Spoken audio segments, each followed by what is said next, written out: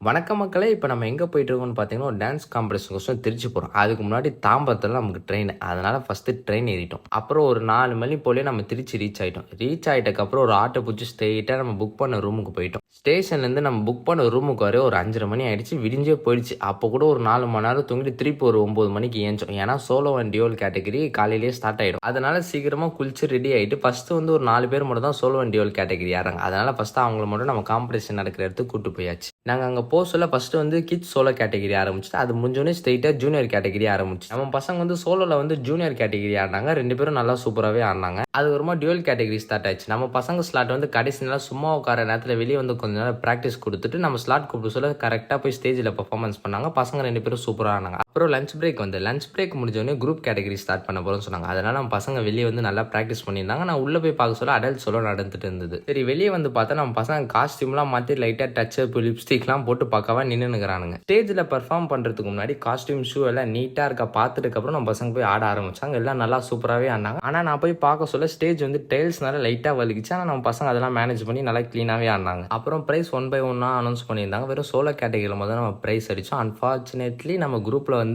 First 3 place அடிக்கல. ஆனா குரூப்ல we deserve one of the place. But ஏதோ சின்னதா மிஸ்டேக் பண்றோம், அதனால தரல போல. நம்ம பசங்க கொஞ்சம் ஃபீல் பண்ணாங்க. அதுக்கப்புறமா ட்ரெயினுக்கு வேற டைம் ஆனதால அங்கேயே சாப்பிட்டு முடிச்சுட்டு ஸ்ட்ரெயிட்டா திருச்சி ரயில்வே ஸ்டேஷனுக்கு போயாச்சு. போன கொஞ்ச நேரம் கழிச்சு நம்ம ட்ரெயின் வந்து சரி ஏறி தூங்கலான்னு பார்த்தா இவங்க 2 பேருக்கும் தூக்கம் வராதனால என்னையும் தூங்க விடல. அதனால எங்க ஆரம்பிச்சோமோ அதே தாம்பரத்துல வந்து இறங்கணும். டைம் பார்த்தா 3:30 ஆயிடுச்சு. நைட்டு தூங்காதனால எனக்கு செம்ம தூக்கம். அதுக்கப்புறமா அங்கேருந்து ஸ்ட்ரெயிட்டா வீட்டுக்கு போய் அந்த நாளை அப்படியே முடிச்சிட்டோம். டாடா பாய்.